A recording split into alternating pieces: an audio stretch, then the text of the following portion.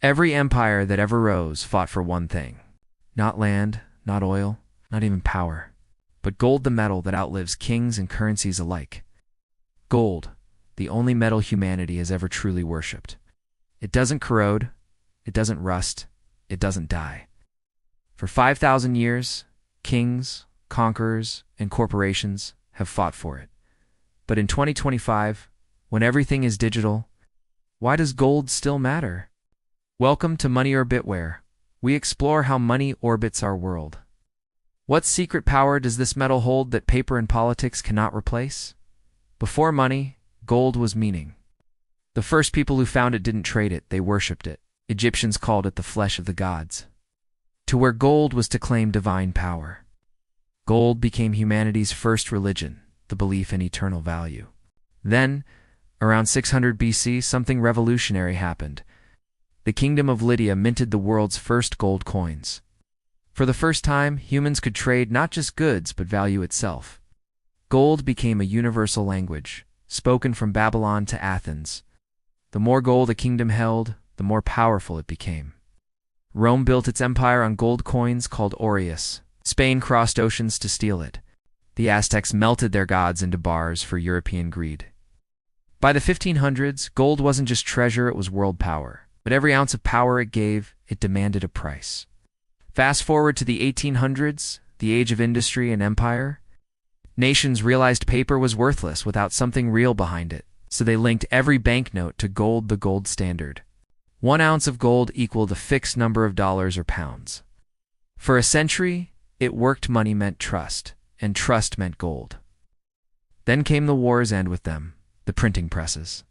Nations spent more than their gold could cover. In 1971, Nixon ended the gold standard. Money was no longer tied to reality, only to promises. The world entered the age of paper wealth and invisible debt. From that moment, money became infinite. Governments printed to survive, not to build. Debt became the new currency, numbers replacing value. And yet, through every crisis, gold waited silent but alive, because gold never needs permission to exist. During the Great Depression, gold preserved lives when banks vanished. In the 1970s, when inflation devoured savings, gold quadrupled. In 2008, as banks collapsed, gold hit record highs. And now, in 2025, central banks are buying gold again quietly. Over 3,000 tons in 3 years' history is repeating. Gold doesn't rely on banks, code, or promises. It can't default, can't vanish, can't be printed. Every digital currency, every crypto, every bank balance their liabilities.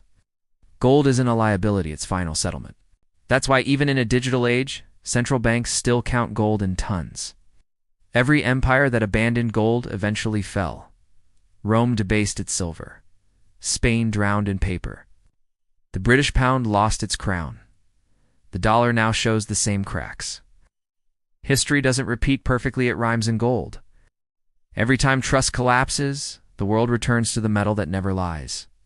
Gold's future isn't about price, it's about power. In a digital world, gold is analog truth. It can't be created or deleted, only found, refined, and held.